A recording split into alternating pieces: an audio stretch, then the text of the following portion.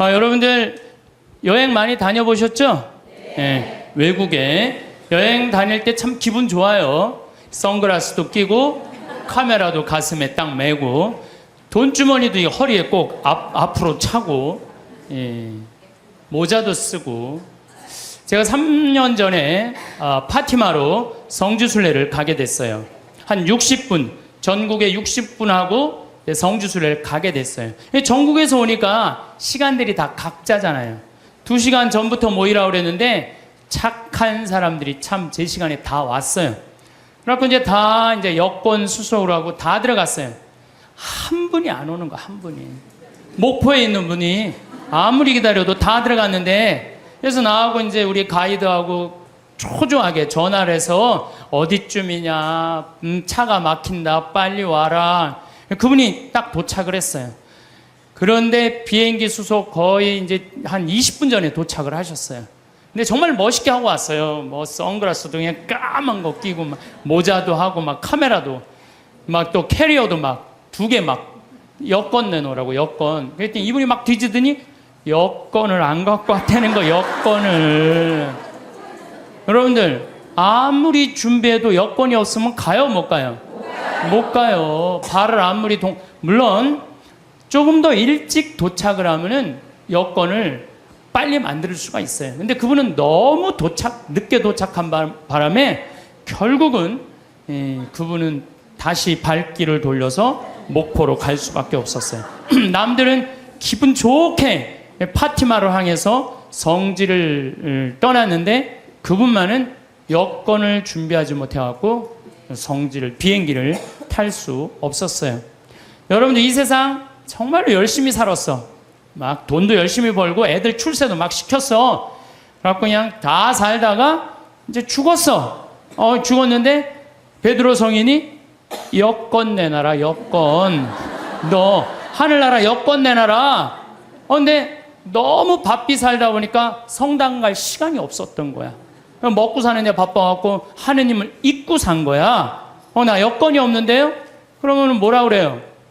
여권이 없으면 비행기를 탈 수가 없다. 그럼 그때서 아무리 땅을 치고 통곡을 해도 우린 갈 수가 없어요. 마태복음 25장에 이런 얘기 나오죠. 어리석은 처녀 5, 슬기로운 처녀 5. 아니 이렇게 신랑을 기다리고 있는데 슬기로운 처녀는 등잔에다가 기름을 준비했어요. 근데 이 어리석은 처녀는 등잔에다 기름을 준비했어요, 안 준비했어요? 준비하지 않았어요. 신랑이 온다 막 졸다가 깨어나갖고 슬기로운 처녀들은 등에 불이 있었어. 그래갖고 신랑을 맞이하고 갔는데 이 깜깜한 어둠에 있던 어리석은 처녀들은 우리 기름 좀 나눠줘라, 신랑 좀 찾게. 그랬더니 슬기로운 처녀들이 뭐라 그래요? 우리가 나눠주면은 우리도 모자라고 니네들도 모자란다. 니네들 빨리 가서 가게에 사갖고 와라. 그래갖고 그냥 가게로 쫓아가고 왔는데 신랑은 이미 어떻게 됐어요? 들어갔어요. 끝나는 거예요. 여러분들 신랑이 아무리 좋으면 뭐예요? 준비가 안 돼 있는데. 예수님이 아무리 좋으면 뭐예요? 내가 예수님을 맞이할 준비가 돼 있어, 없어요? 준비가 안 돼 있는 사람들 많아, 적어요? 너무 많아요. 저는 이런 생각 많이 해요. 우리들이 죽었어. 죽었는데 딱 죽으면 다 아무것도 없는 줄 알았더니 하늘이 쫙 열리더니 베드로 성인이 딱 나타나갖고 비행기 타고 가야 된다. 자, 여권 내놔라. 나 여권이 없는데요. 돌아가려고 해도 돌아갈 수 있어요, 없어요? 돌아갈 수가 없어요. 저는 우리 2층 집에 살던 분이 예전 얘기예요. 한 30년 전 얘기예요. 내가 신학생 때 2층 집에 있던 분이 한 15년 동안 당뇨로 고생을 했어요. 근데 그분이 돌아가시기 3일 전에 갑자기 수녀님을 찾는 거예요. 성당 안 다니셨던 분인데, 그래서 부인이 당신 왜 성당도 안 다니던 양반이 갑자기 수녀님을 찾느냐고. 내가 이렇게 누워서 비몽사몽 이렇게 있는데 비행기가 한 대 왔는데 나보고 비행기를 타라고 그러더라. 비행기를 타보니까 신부님, 수녀님이 비행기에 꽉 차 있는 딱 한 자리 남아있는데 수녀님이 나한테 여기가 당신 자리라고. 그리고 이 사람 정신을 깬 거예요. 성당 평생 안 다녔는데 꿈에 신부님, 수녀님이 꽉 차 있는 비행기, 이제 당신 데리고 올라갈 비행기라고. 그래갖고 이분이 수녀님 득달같이 불러갖고 병자성사 대세 받고 병자성사 받고 성체까지 영하고 돌아가셨어요. 이분은. 그분은 하늘나라 여권 마지막에 챙긴 거 안 챙긴 거예요? 챙긴 거예요. 그래서 싹 올라간 거죠. 우리 인생 살면서 정말로 중요한 거 빼먹고 사는 사람들 많아요. 그게 뭐냐면 바로 신앙생활이에요. 신앙생활. 신앙생활은요, 우리 인생의 이정표하고 똑같은 거예요. 내가 지금 이 길을 잘 가고 있는가 안 가고 있는가 중간중간 여러분들 이정표 확인해요, 안 확인해요? 확인하죠? 부산까지 가려면은 여기 지금 내가 지금 대전을 지나가고 대구를 지나가고 경주를 지나가고 부산 이정표 확인 안 하고 그냥 길 대전에서 잘못 갈려갖고 전주로 갔어. 확인 계속 안 하고 어디로 가요? 목포로 가요. 목포. 신앙생활이라는 건 바로 이정표예요. 당신 인생 지금 제대로 살고 있나? 주일마다 나가서 확인하는 거 안 확인하는 거예요? 확인하는 거예요. 요즘 인생 이정표 없이 살다가 깜깜한 어둠을 헤매는 사람들 텔레비 속에 많이 봐요, 안 봐요? 많이 보죠? 돈이 너무 많으니까 이 돈을 어떻게 주체할 수 없으니까 무슨 버진 아일랜드인가 어디에다가 회사 차려놓고 그냥 세금 떼어먹고 깜깜한 어둠 속을 헤매는 사람들 많아요. 성당 나가면서요, 내가 제대로 살고 있나 안 살고 있나 이거 확인하는 거, 이거 정말로 중요한 분. 제가 정말로 존경하는 우리 교구 신부님이 한 분 계세요. 최재용 바르톨로메오 신부님이라고. 이분은 이제 은퇴하셨어요. 나이가 70이라. 날개만 안 달렸지 천사야, 천사. 제대에서 이분이 미사를 이렇게 봉헌하는 걸 보면은 저분이 천사지. 후배 신부들 사랑하고 선배 신부님들 깍듯이 모시고, 정말로 나하고 똑같이 위암 수술한 선배 신부님인데 여러 가지로 선배죠. 너무 존경스러워요. 근데 이분이 어머니가 2011년 1월 9일 날 돌아가셨어요. 근데 어머니가 93살에 돌아가셨어요. 93살. 얼마 전에는 우리 교구 신부님 어머니가 100살에 돌아가셨어요. 100살. 요즘 안 죽어요. 요즘. 여러분들은 몇 살까지 살 것 같아요? 여러분들은 110살, 120살까지 살아요. 며칠 전에 미국에 살던 분이 저한테 내셔널 지오그래픽 잡지를 하나 보냈어요. 지금 태어난 애들은 정확하게 120살까지 산대요. 그 내용이 참 큰일이죠. 근데 어쨌든 이 민기순 마리아 할머니가 93살에 돌아가셨는데, 이 할머니가 명성황후 3대 직계손이에요. 직계손. 그리고 이 집은 신앙이 얼마나 좋은지 신부님 외할아버지가 그 용인 천리성당 옛날에 초대 본당 회장이었는데 멀리에 성당이 있었어요. 집이 있어서, 큰 집이. 근데 매일 미사 참여하고 싶어갖고 성당 바로 앞에 조그만 집에 있는 교우하고 집을 바꿨어요. 왜 바꾸냐? 나 하느님 집 가까이서 살고 싶어. 그래갖고 우리 큰 집으로 가. 난 여기 와서 살 테니까. 성당 밑에서 산 분이에요. 여기 계신 분들도 성당 근처에 집 구하려고 그러는 분들 계셔, 안 계셔요? 계시죠? 그런 분들 하늘나라 여권 늘 챙기는 분들이에요. 하늘나라 여권. 근데 이 할머니가 신부들을 얼마나 예뻐하는지 몰라요. 저도 이제 할머니 이제 집에 한번 놀러를 간 적이 있는데 자기 아들 만지듯이 나를 막 얼굴을 주물르면서 신부님, 내가 평화방송 맨날 본다고 내 신부님 팬이라고 삼계탕을 만들어 주시는데 얼마나 맛있든지. 하여튼 사제라면 정말로 당신 아들같이 사랑하는, 사랑이 정말로 많은 할머니였어요. 이 할머니가 이제 6남매를 낳았는데 제일 큰 아들이 신부가 된 거예요. 그것도 이 신부가, 할머니가 옛날에 결혼했는데 5년 만에 생긴 아들이에요. 5년 만에. 그걸 또 하느님한테 봉헌한 거죠. 정말 기가 막힌 할머니야. 근데 이제 할머니가 이제 돌아가실 때쯤 돼갖고 신부님이 갖고 마지막 병자성사를 해주는데 할머니가 묵주를 이렇게 붙들고 계시더래요. 근데 아들이 이제 가니까 할머니가 마지막 눈을 싱겁게 뜨면서 아들을 보면서 어떻게 돌아가셨는지 알아요? 싹 웃으면서, 씩 웃으면서 아들 손을 쫙 잡고, 나는 그 할머니 상상이 돼요. 정말로 유머가 많은 할머니였거든요. 죽으면서 아들 손을 잡고 씩 죽으면서 눈을 딱 감았대요. 이 할머니 뭐가 있는 할머니야? 하늘나라 여권 있는 할머니예요.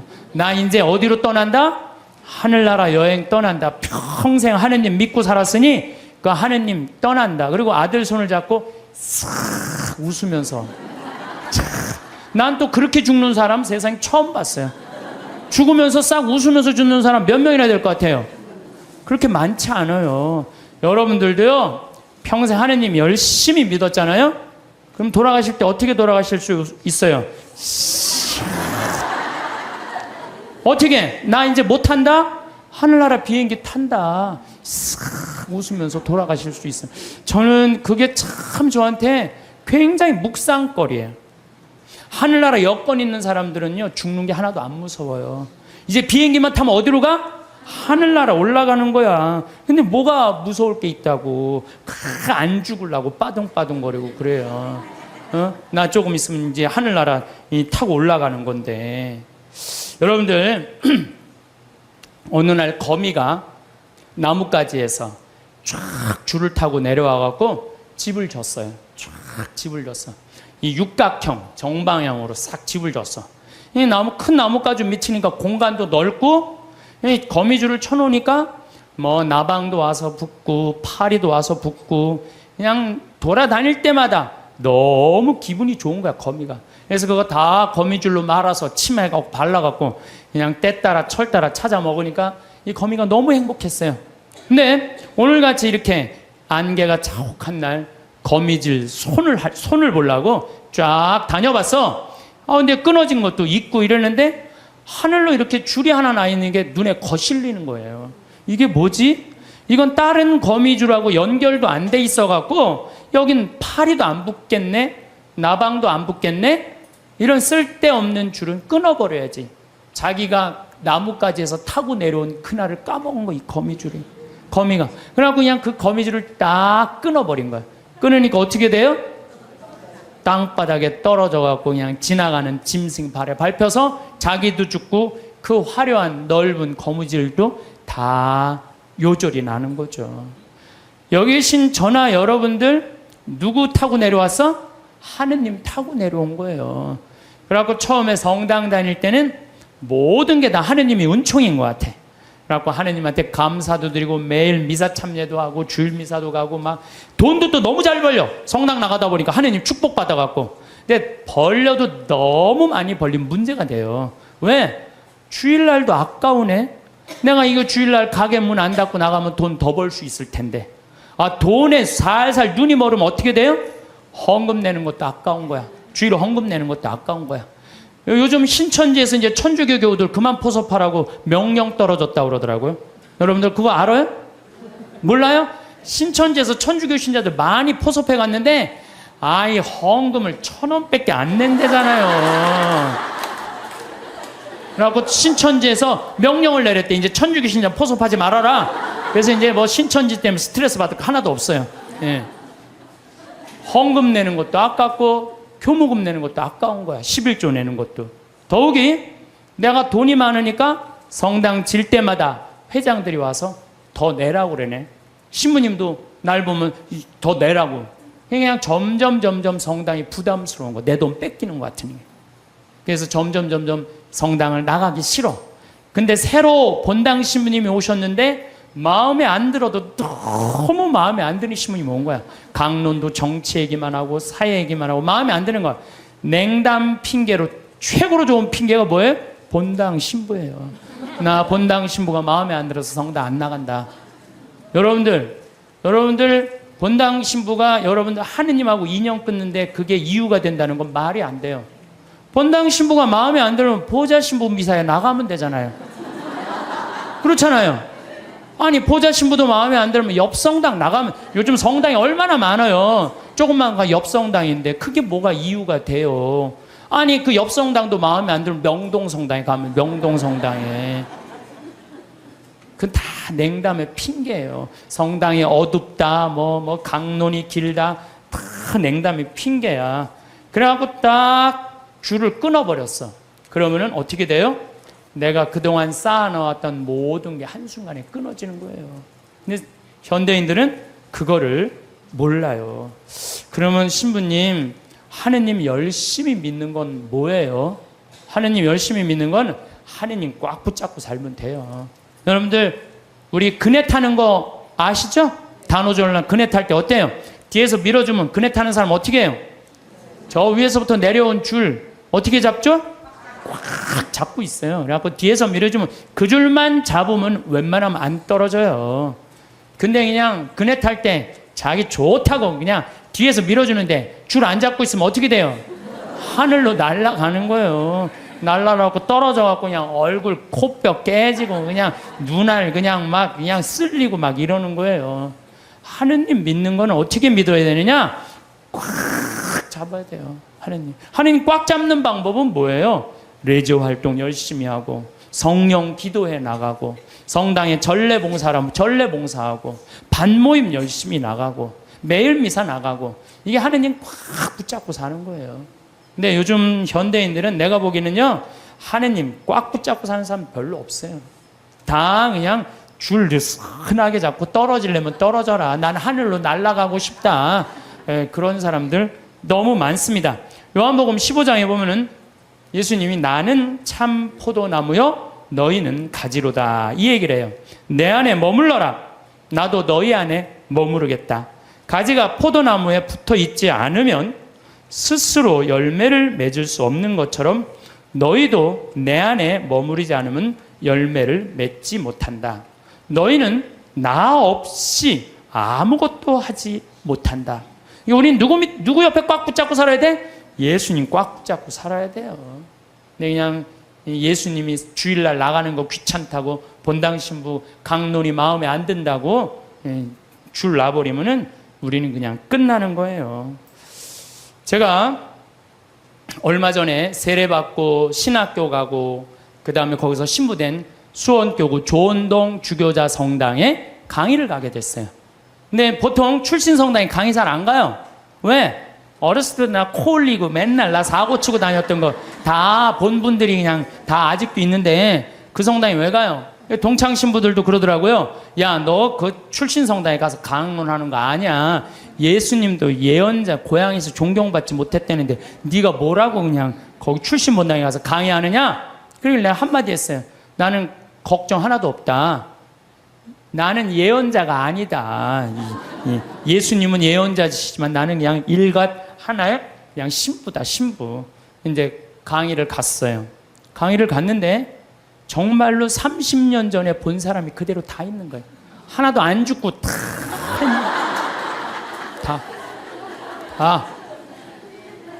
처음에는 당황스럽더라고요. 왜? 내가 중학교 1년 때 맨날 코 흘리고 그냥 다녔던데 그냥 아줌마들이 그냥 다 그냥 그대로 다 있는데 그분들한테 강론한다는 게 쉽지가 않더라고요. 근데 이제 강의가 이제 2시간 강의가 끝났는데 정말 기가 막히게 예쁜 아줌마가 정말 곱더라고요. 날 보더니 시모님 저 아시겠느냐고.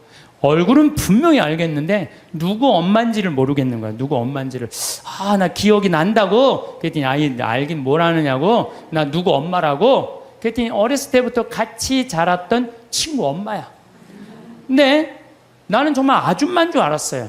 몇 살이냐 그러니까 78이래. 78. 내가 이렇게 계산을 해봤어요. 내가 중학교 1학년 때부터 본 아줌마니까 내가 43살부터 봤더라고 그 아줌마를. 근데 그때 모습이나 지금이나 안 변했어. 참 요즘은 늙어도 늙은 것 같지가 않아서 걱정해요. 근데 어쩜 그렇게 이쁘고 고운지. 근데 내가 그분한테 감동받은 건 다른 게 아니에요. 그때도 성당 열심히 나가더니 30년이 지난 지금도 어때? 열심히 나가는 거야. 성당 열심히 다니는 사람은 얼굴이 달라도 달라요. 늙어도요 추하게 안 늙어요. 성당 열심히 다니는 사람 이뻐요. 이뻐. 그렇게 이쁘더라고요. 보면서. 또 제가 얼마 전에 평택 비전동 성당 내 첫 본당 신부했던 데를 초청을 해서 주일날 갔어요. 평일날은 뭐 가끔 갔었지만 주일날은 처음 간 거예요. 성당이 1000명도 도왔어요. 성당이.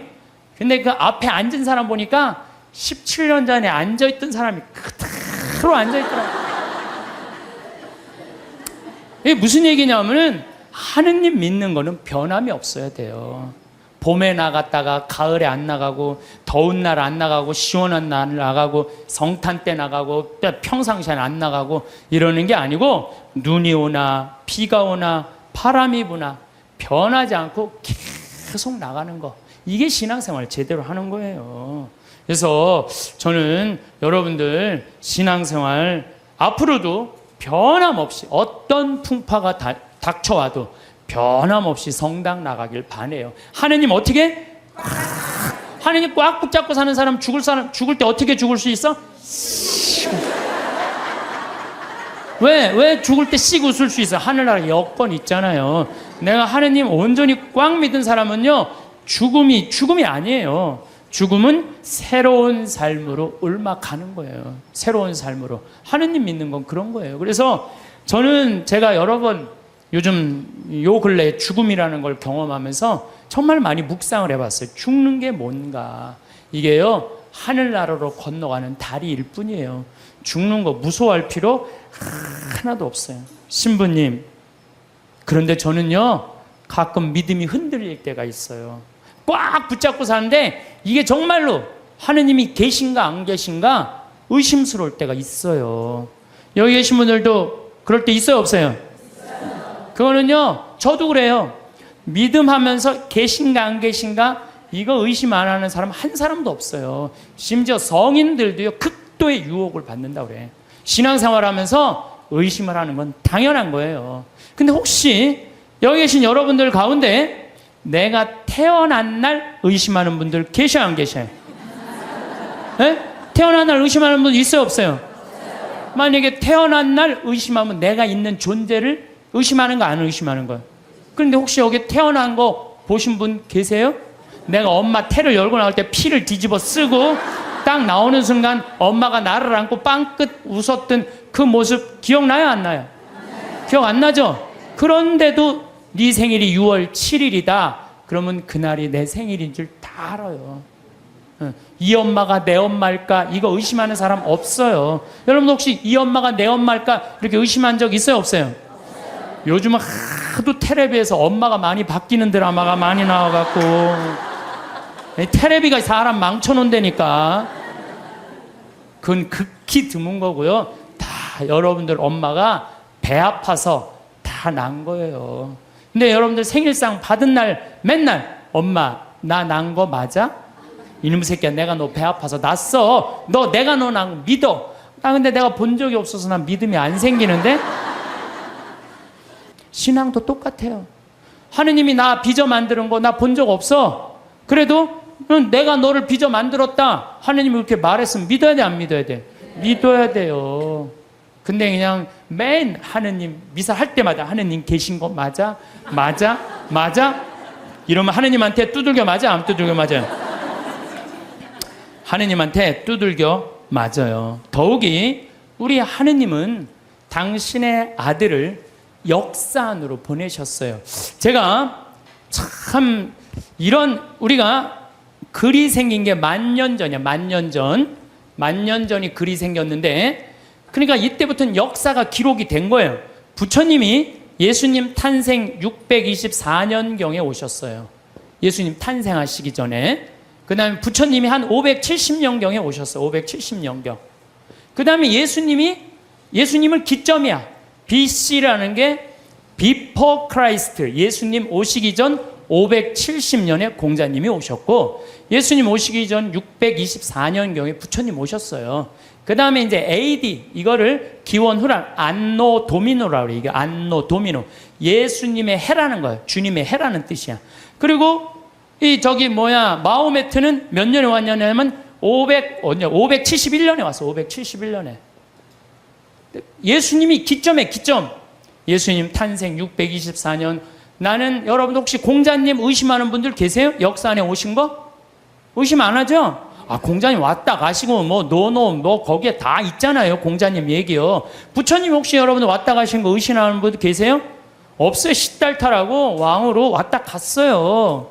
예수님도 역사 안에 왔다 가고 마호메트도 역사 안에 왔다 갔어요. 근데 가끔 정말로 무식한 종교 지도자를 만나는 정말 어처구니 없는 사람들은 부처님 없다 이거야.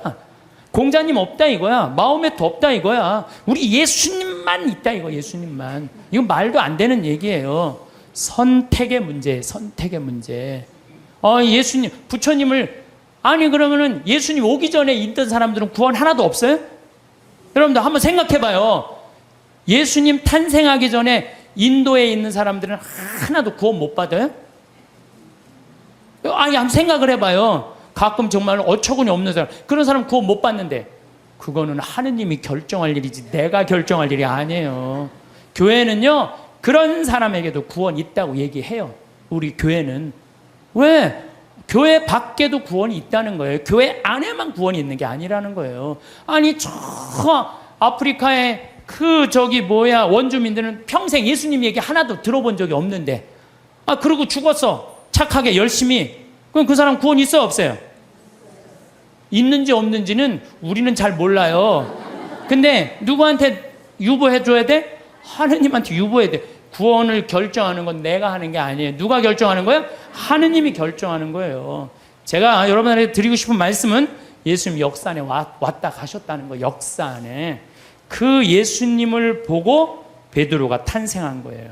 그 예수님을 보고 베드로가 탄생하고, 지금 266대 프란치스 교황, 전 교황이 265대 베네딕토 교황, 전 교황이 264대 요한 바오로 2세 교황, 1대 교황이 베드로, 2대 교황이 리노, 3대 교황이 아나클레투스, 4대 교황이 클레멘스, 5대 교황이, 이 이름이 어려워, 아바리스투스, 6대 교황 알렉산데.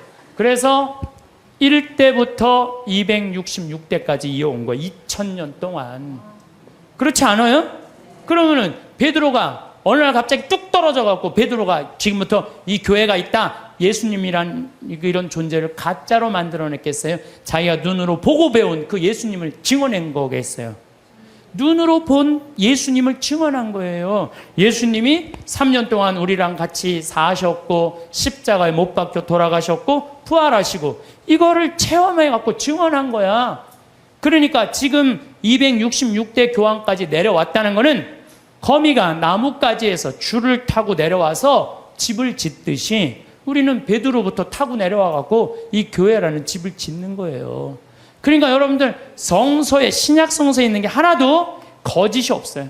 예수님이 베드로가 직접 보고 증언한 거예요. 베드로뿐만 아니라 12제자, 12제자만 보고 증언했어요. 그 외에 수많은 사람들이 보고 증언한 그 교회가 지금까지 이어져 내려온 건데, 그걸 의심하면 어떻게 했냐 이거예요. 나는 있느냐 없느냐 이것 따지는 사람들을 보면 다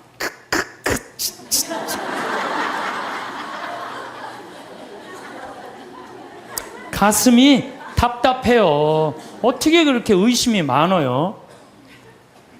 하느님은 우리를 지어내신 주물주시고 창조주셔요. 그냥 꽉 붙잡고 살면 돼요. 내가 태어난 날 본 사람 없어. 네 생일이 6월 7일이다. 그럼 내 생일이 6월 7일이에요. 내 생일이. 그래서 6월 7일이다. 6월 7일인지 믿는 거예요. 정화상 성인은 감옥에서 쓴 책 상대상서에서 이런 글을 써요. 사람이 한 편의 걸작이나 한 편의 명화를 보면 존경하고 예찬하듯이 우주 만물에 한없이 많고 아름다움도 하나의 걸작이고 명화일진데, 드물게도 그것을 만든 이가 누구인지를 묻지 않으면 어떤 이유인지 모르겠습니다. 우리가 모나리자, 레오나르도 다빈치가 그렸다 그러면 레오나르도 다빈치가 그린 줄 아는 거예요. 경복궁 이거 진 사람 있다 그러면 경복궁 진 사람 있는 거예요. 이 우주 만물, 얼마나, 저 산 얼마나 아름다워요. 아름답죠? 저 물 한 개 피는 거 봐요. 구름 얼마나 아름다워요. 저 아름다운 걸 보면서 이 우주 만물의 지은이가 누구인지를 묻지 않으면 얼마나 답답하냐 이거예요. 그래서 여러분들, 이 우주 만물을 만드는 창조주가 있다는 거예요. 그게 바로 하느님이라는 거예요. 심지어 칸트라는 철학자는 참 재미난 얘기를 했어요. 그 사람이 순수이성 비판, 실천이성 비판, 판단력 비판, 그런 철학 이렇게 두꺼운 걸 썼어요. 근데 그 내용 중에 하나가 절대 도덕 명령이라는 걸 해요. 사람은 무조건 착한 일을 해야 된다. 이걸 자기 철학 논리에 주장을 해요. 그런데 가만히 보니까 정말로 착하게 사는데 이용만 당하고 괴로운 사람 있어요, 없어요? 있죠? 여러분들 살다 보면 정말 착한데 이용만 당하고 사기 당하고 그냥 고통스럽게 사는 사람이 있어. 그 사람한테 그래, 너 그래도 착하게 살아, 착하게 살아, 착하게 살아. 나 이렇게 착하게 살아 괴롭기만 한데, 근데 또 한편 정말로 나쁜 짓만 골라서 하는 사람들이 있어요. 그런데 보면은 아주 떵떵거리고 잘 살아. 저 사람은 나쁜 짓 하는데 저렇게 떵떵거리고 잘 사는데 난 착한데 이렇게 괴롭게 살아? 너 그래도 계속 착한 일 하라고 얘기할 수 있어? 그랬더니 칸트가 가만히 있어봐. 그러게, 그러면 안 되지. 그럼 안 되겠다, 야. 착한 일을 하면서 끝까지 착하게 산 사람은 마지막 날 하느님이 거기에 대한 보상을 다 해준다. 악한 일을 한 사람은 마지막에 악한 대가를 다 치르게 한다. 그래서 실천이성 비판이라는 데선 그 하느님이 좀 있어줘야 되겠다. 양심의 기준을 세우기 위해서. 그래갖고 그 사람이 마지막에는 하느님의 신의 존재가 있어야 되겠다 그래요. 뭘 그걸 그렇게 어렵게 설명을 해. 우리 4대 교리에 있는데 상, 선, 벌, 악. 착한 일을 한 사람은 상을 받고 악한 일에서 벌 받는 거. 마지막 날이요, 착한 일을 한 사람은 거기에 합당한 보상을 하느님이 다 해주셔요. 근데 악한 일만 하고 나쁜 짓만 골라서 하고, 요즘 텔레비 보면요, 정말로 내가 보기에는, 아니 돈이 여러분 한 20억만 있으면 되지 않아요? 20억? 아유 시부님 20억이라도 2억이라도 있었으면 좋겠어. 2억이라도. 근데 뭐 무슨 전임 대통령이 뭐 그 추징금을 뭐 2천억인가 뭐 했는데 그 중에 많이 냈더라고요. 231억을 아직 안 냈대요. 231억을. 나는 그 앞에 200자만 빼고 31억만 좀 내갖고 좀 참. 저는 요즘 전 대통령, 전임 대통령들 그 추징금 안 내는 거 보면은요, 참 가슴이 아파요. 아무리 출세하고 대통령이 되면 뭐예요? 끝이 얼마나 비참해요. 여러분들 그렇게 사는 게 나아요? 정말로 양심의 하느님 뜻에 따라 그냥 행복하게 사는 게 나아요. 요즘은요, 출세하는 거, 여러분들 옛날에 못 먹고 못 살 땐 출세하는 게 좋았어요. 출세했어야 돼. 억울하고 분해갖고. 근데 요즘 집에 차 없는 사람들 없어요. 옛날에 여러분들 아침에 자고 일어나면 밤에 목마르면 먹으려고 물 떠놓은 거 꽝꽝 얼어있어요? 안 얼어있어요? 나도 어렸을 때 아침에 그냥 물 먹으려고 보면 이게 꽝꽝 얼어있어요. 옛날에는 웬만한 집들은 다 그랬어요. 근데 요즘 어때요? 다 먹고 살면 이제 출세 안 해도 돼요. 나는 출세하는 거 하나도 안 부러워요. 우리나라 대통령들은 다른 나라 대통령에 비해서 끝이 좋은 대통령이 하나도 없어요. 지금까지. 정말 그렇지 않아요? 뭐 그냥 그 사랑하는 그냥 중앙정보부장한테 그냥 마지막에 총 맞아 죽고, 두 대통령은 감옥에 가고, 또 두 대통령 아들들 다 감옥에 갔어. 아들들. 그렇잖아요. 또 한 대통령 그냥 바위에서 뛰어내려서 돌아가시고, 그냥 또 그냥 최근에 대통령은 그냥 아들이 안 되니까 형이라도 다녀오라고 그냥 형 보내고 그냥. 참 뭐가 좋아요? 출세하는 게. 그냥 양심껏 사는 게 제일 좋아요. 양심껏 사는 게. 그러니까 여러분들 출세하는 거 하나도 부러워하지 말아요. 어쨌든 착하게 산 사람은 상을 받고 악하게 산 사람은 벌을 받아야 된다는 거예요. 그러기 위해서 누가 있어줘야 된다? 하느님이 있어줘야 된다. 하느님이. 세상 만물 질서정연하게 돌아가는 이유도 질서의 하느님께서 세상의 질서를 세워주셨기 때문에 우리가 살 수 있는 거예요. 이러한 증거로 하느님의 존재를 알 수 있으며, 하느님의 은총이 온 세상, 온 만물에, 또한 태어나 죽는 날까지 우리에게 머물러 계시니, 저는 이 말 정말로 인정해요. 하느님의 은총이 온 세상, 온 만물에 머물러 있는 거예요. 여러분들, 지금 어젯밤에 비가 여기 강원도에 한 10mm 정도 왔어요. 비가 1mm 오면은요, 경제적인 효과가 280억이래요. 기상청에서 발표했더라고, 얼마 전에. 10mm가 오면 얼마가 오느냐면 2,800억이 하늘에서 쏟아지는 거예요. 그 여러분들 비한테 반말하면 안 돼요.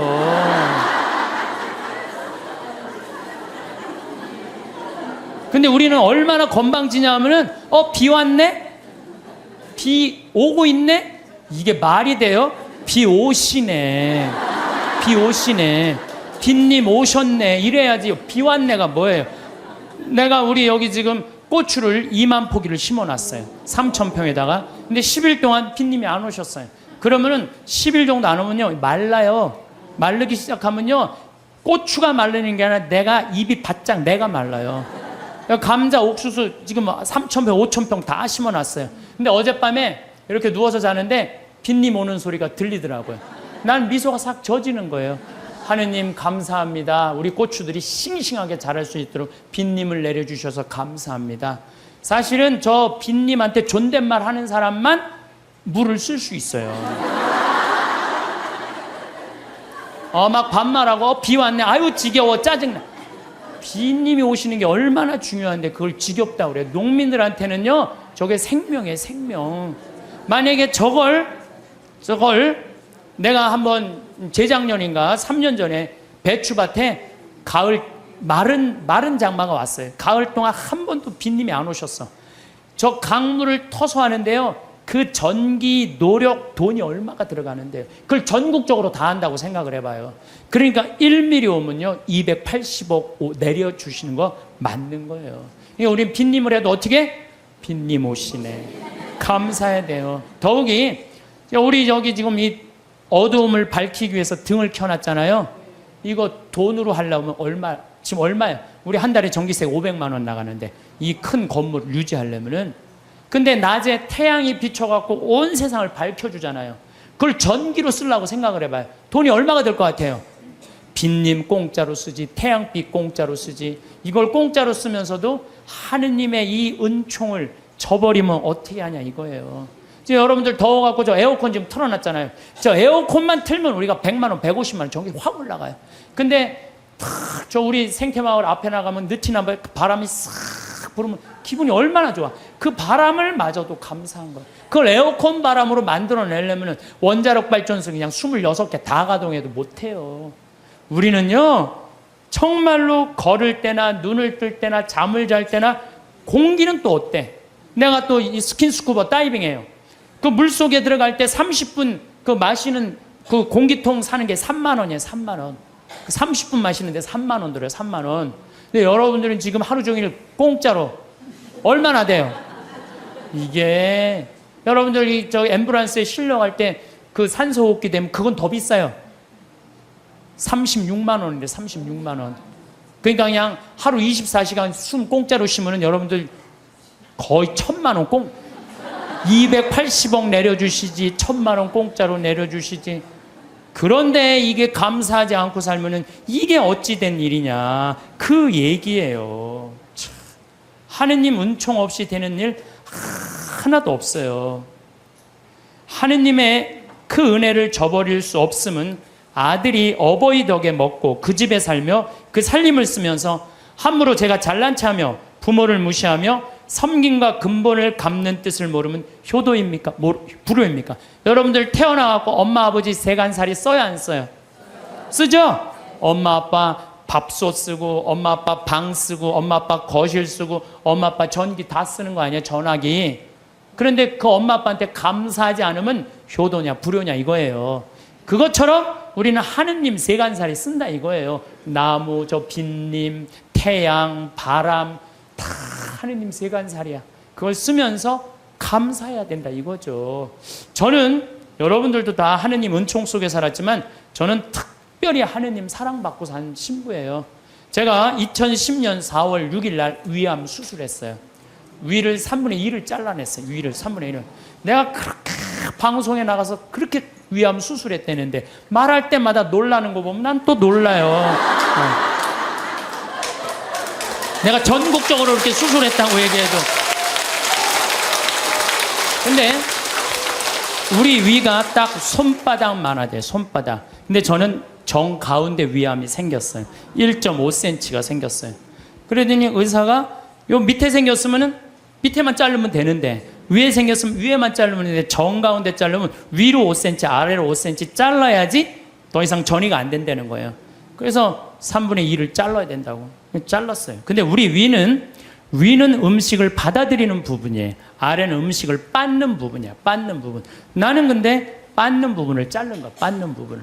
그러니까 음식을 먹으면은 옛날에는 위가 알아서 빠졌어. 그래갖고 소장으로 보내줬어. 소장에서는 흡수만 하면 돼. 근데 이제 음식을 먹으면 어떻게 되느냐? 바로 이제 잘라갖고 이 12장하고 바로 소장으로 내려가는 거예요. 근데 내가 우리 몸이요 여러분들 제가 항상 강의 때마다 얘기하죠. 이 몸 자체 여러분들 이거 다 돈이에요, 돈. 정말 기가 막힌 거예요. 우리 시각 장애우들 내가 얘기하잖아요. 시각 장애우들 눈 하나 이거 갈아 끼는데 얼마 들어? 1억 들어, 1억. 2개 갈아 끼면 2억이야, 2억. 지금 난 눈 뜨고 쳐다보고 있는 분들 2억 깔고 지금 쳐다보고 있는 2억 깔고. 아니 내가 해보니까 이게 다 돈이라는 생각이 들어요. 이게 이제 위를 잘랐어요. 위를 잘라니까 밥을 먹잖아요. 그럼 의사 선생님이 밥 먹으면 무조건 45도 누워 있으래요. 왜냐면 이제 먹으면은 옛날에는 누가 빻어? 위가 이제 빻단 말이야. 근데 지금은 누가 빻냐면 소장이 빻는 거예요. 들어가면은 음식이 들어가면요 신기해. 여기서 물컹 지나가 음식이요. 진짜로 이렇게 지나가요. 이렇게 지나가고 이쪽 등 쪽으로 해서 꾸르륵 하면서 또 이쪽으로 물컹 지나가요. 참 기가 막히더라고요. 이렇게 보면은 이렇게 꿀꿀 음식이 지나가는 소리가 들려요. 우리 몸이요 이게 다 기적이야, 기적. 그러니까 여러분들 심장 하나 갈아 낀데 5천, 간 갈아 낀데 7천, 신장 갈아 낀데 3천 드는 거예요.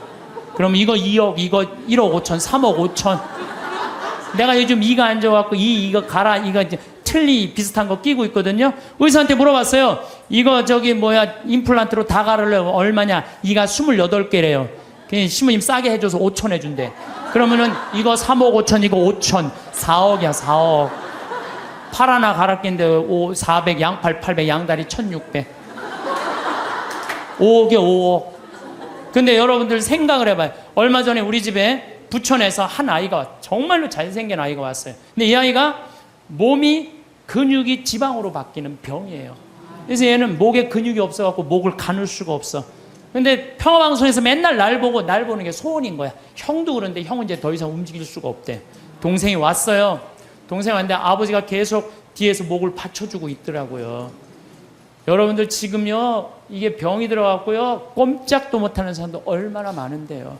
근데 그냥 내 남편 멀쩡하고 우리 애들 둘 멀쩡해. 이 멀쩡한 4명 둘러앉아 밥 먹으면요 20억이 둘러앉아 밥 먹는 5억짜리. 감사해야 돼, 안 감사해야 돼? 만약에 남편이 저녁에 퇴근해 갖고 들어와, 그럼 뭐라 그래야 돼? 5억 들어오네. 5억 어서 들어와.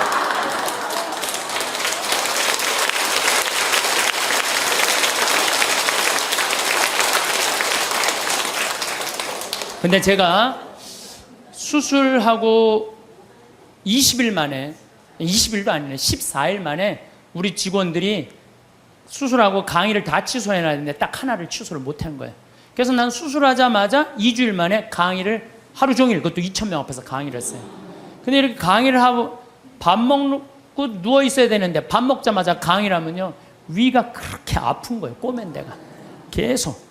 근데 2년 내내 아픈 거, 2년 내내. 근데 작년 여기 온 우리 PD 선생님하고 같이 작년에 이스라엘에서 초청을 했어요. 이스라엘에서 초청을 해갖고 예수님 걸어가신 길을 가자는 거예요. 예수님이 딱 27년 3월 26일 날 나자렛에서 떠나갖고 갈릴레아로 갔대요. 27년 3월 26일 날. 근데 내가 작년 3월 26일 날 거길 간 거예요. 그 떠난 날, 역사적으로 떠난 날 거기 나자렛에서 예수님이 두루마기를 펴서 뭐라 그래요? 오늘 이제 기름이 부어갖고 묶인 이들에게는 해방의, 눈먼이들에게는 빛을, 가난한 이들에게는 해방을 이렇게 얘기를 하잖아요. 이게 오늘 나한테 이루어졌다. 그러니까 저놈이 목수의 아들 아냐? 그러니까 예수님 뭐라 그래? 의사의 내 병이나 고쳐라. 니네들 그러겠지만은 사렙다 부인 나만 다 났을 때 다 이방인들 고쳐줬다. 그러니까 그냥 동네 사람들이 열받아갖고 예수님 멱살 끌고 추락산이라고 그러고 시험산이라는데 끌고 내려갖고 밀어 떨어뜨리려고 그래. 근데 그 시험산이 몇 메타냐면 370m 정도 돼요. 높이가. 남산이요 270m예요. 근데 시험산에 거기 예수님 밀어 떨어뜨리는 데는 거기서도 출발한 거예요. 가보니까요 밑에 돌이 그냥 엄청나게 많더라고요. 예수님 거기서 밀어 떨어뜨렸으면 예수님 뼈도 못 추렸어요. 진짜로. 내가 작년에 이건 좀 계속 얘기하겠지만은 내가 거기 와서요 예수님 만나고 왔어요. 그냥 성서를 막연하게만 생각을 했는데 그 예수님을 보니 그 자리에 현장에 가보니까요 살아있는 예수님을 만나는 거야. 그래갖고 그냥 거기서 또 이제 같이 떠난 거지. 예수님하고 제자들이 이제 길을 헤치고 갈릴레아로 가셨다. 루카복음 4장에 그렇게 나와요. 나자렛에서 시험산에서 밀어 떨어뜨려야자 그들을 가로질러 갈릴레아로 가셨다. 갈릴레아까지, 나자렛에서 갈릴레아까지가 60km야. 60km 동안 예수님 생각하고 걸은 거죠. 근데 위암 수술한 놈이 배는 아파 죽겠는데 맨날 걸으니까 배가 아파요, 안 아파요? 잘 때마다 아픈 거예요, 배가. 우리의 삶은 마치 어린 시절 동네 놀이터에서 타던 그네와도 비슷합니다. 그네의 두 줄을 꽉 잡아야 하늘로 힘껏 오를 수 있듯이 우리 삶에서도 가장 소중한 것들을 굳게 붙잡아야 합니다. 어느 노인이 손자에게 이런 말을 했다고 합니다. 손자야, 할아버지가 살아보니 정말 중요한 건 세 가지더구나. 따뜻한 마음, 서로 사랑하는 마음, 그리고 고마워하는 마음이란다. 그 소중한 것들이 무엇일까요?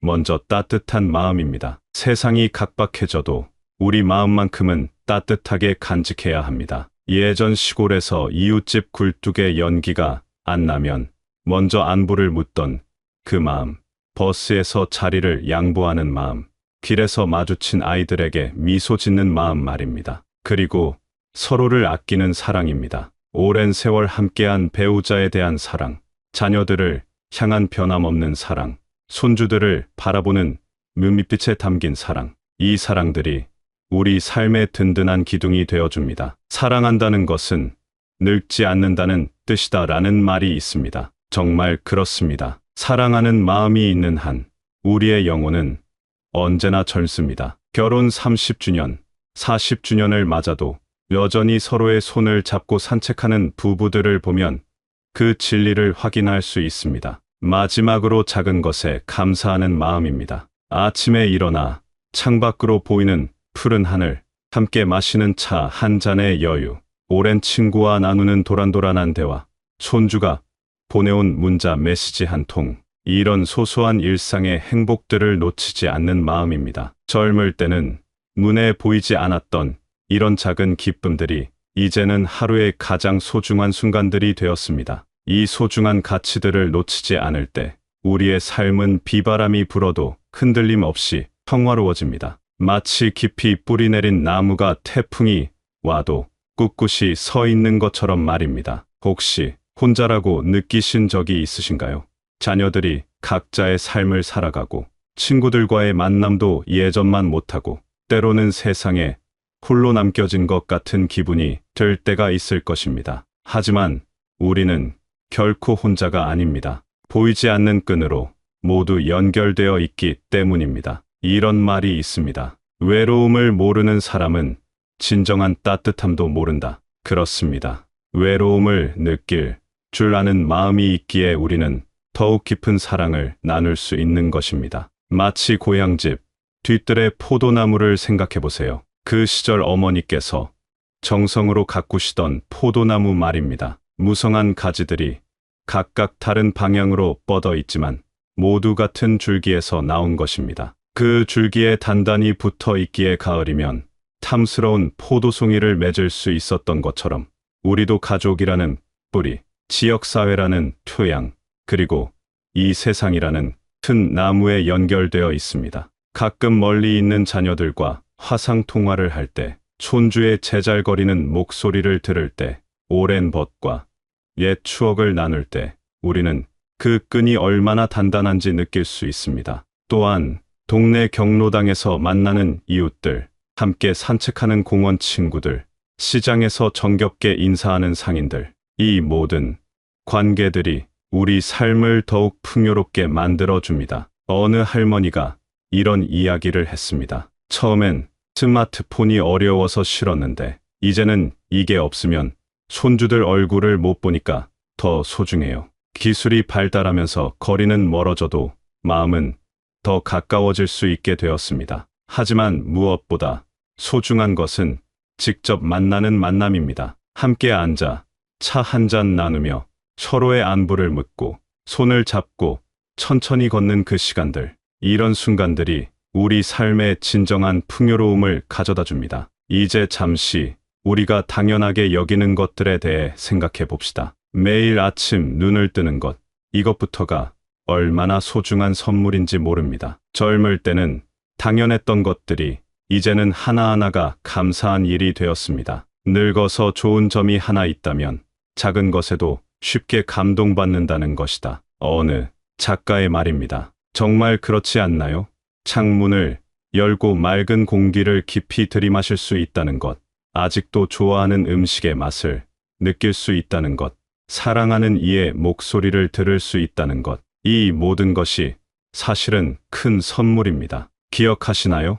젊은 시절에는 무엇이든 할 수 있을 것 같았고, 시간은 무한정 있을 것 같았습니다. 하지만 이제 우리는 알게 되었습니다. 건강한 하루하루가, 평범한 일상의 순간들이 얼마나 소중한지요. 어느 의사 선생님이 환자에게 이런 말을 했다고 합니다. 나이가 들면서 가장 큰 변화는 무엇이 정말 중요한지를 알게 되는 것입니다. 정말 그렇습니다. 젊을 때는 성공과 성취에만 매달렸지만 이제는 평온한 하루, 아픈 곳 없는 몸, 마음 편한 잠자리가 얼마나 귀한 것인지 알게 되었습니다. 아침에 일어나 거울을 보며 오늘도 하루를 시작할 수 있구나 하고 생각해 보세요. 가족과 함께하는 식사 시간, 산책길에서 만나는 꽃들, 저녁 노을을 바라보는 여유, 좋아하는 드라마를 보며 혼자 웃는 시간, 이런 평범한 순간들이 바로 우리 인생의 가장 소중한 보물들입니다. 혹시 무릎이 아파서 계단 오르기가 힘드신가요? 그래도 아직 걸을 수 있다는 것에 감사해 보세요. 기억력이 예전 같지 않아서 답답하신가요?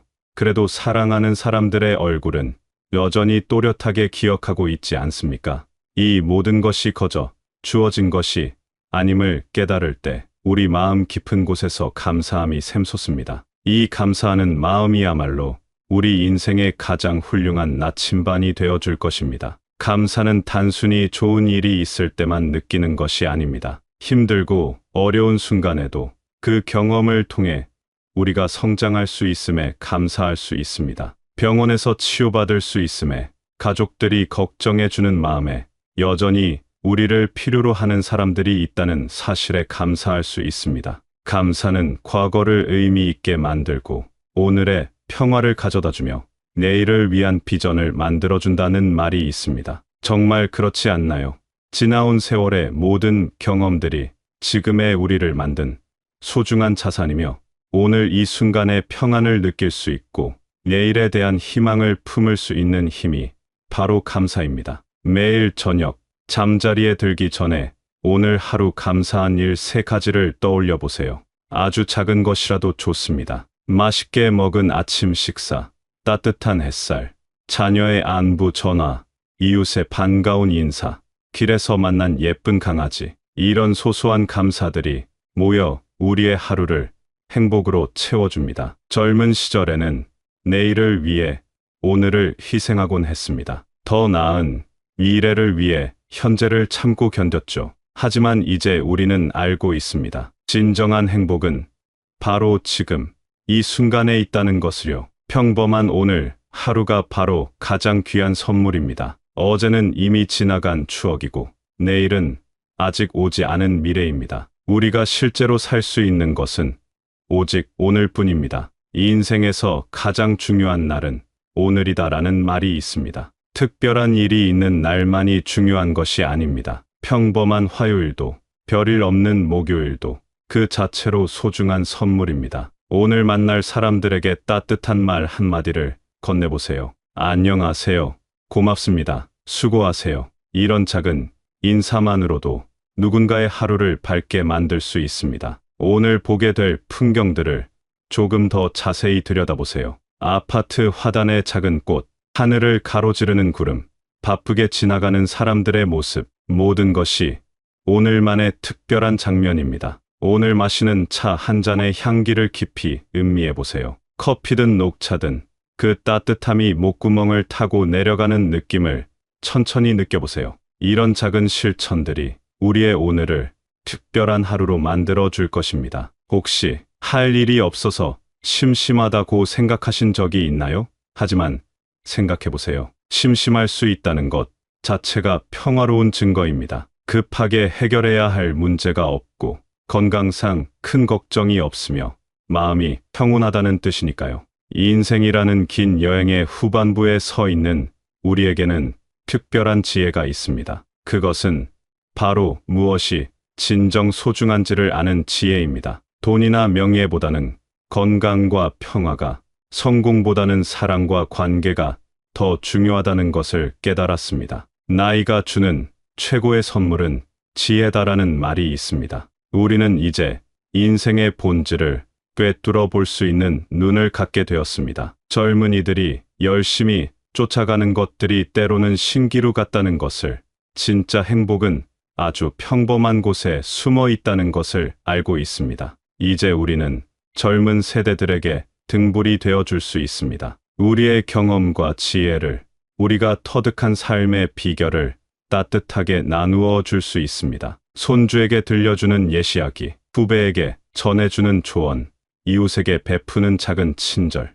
이 모든 것이 우리에게 주어진 소중한 역할이자 기쁨입니다. 또한 우리는 여전히 배우고 성장할 수 있는 존재입니다. 새로운 취미를 시작하기에 늦지 않았고 새로운 사람들과 만나기에도 늦지 않았습니다. 평생교육원에서 새로운 공부를 시작하는 분들, 등산 동호회에 가입하는 분들, 봉사활동에 참여하는 분들, 이 모든 분들이 아직 늦지 않았다는 것을 몸소 보여주고 있습니다. 매일 아침 새로운 하루를 시작할 때 우리 마음의 나침반을 확인해 보세요. 감사하는 마음, 사랑하는 마음, 평화로운 마음, 이 나침반들이 우리를 올바른 방향으로 이끌어 줄 것입니다. 그리고 기억하세요. 우리의 인생은 아직 끝나지 않았습니다. 매일이 새로운 시작이고 매 순간이 새로운 기회입니다. 지나온 세월에 감사하며 지금 이 순간을 소중히 여기며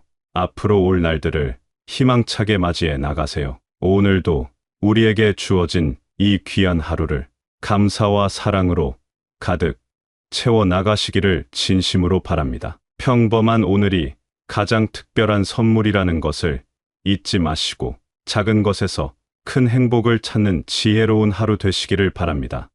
오늘도 우리에게 주어진 이 귀한 하루를 감사와 사랑으로 가득 채워 나가시기를 바랍니다.